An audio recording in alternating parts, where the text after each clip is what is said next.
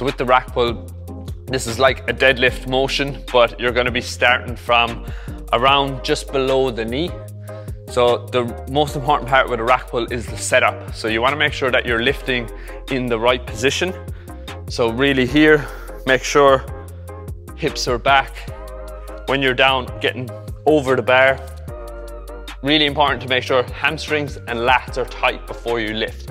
So this is going to put you in the right position, because you don't want to be too far arched over here, or you don't want to be too up extended here at the spine. So come right into the bar. Think of hips back, shoulders over the bar. Here, grab the bar nice and tight.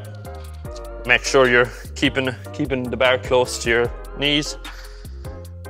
Lock the lats down, so pull the shoulder blades down. Everything tight, drive through the ground, hips up into the bar. And then to come down, nice and controlled, breathe in, hips back,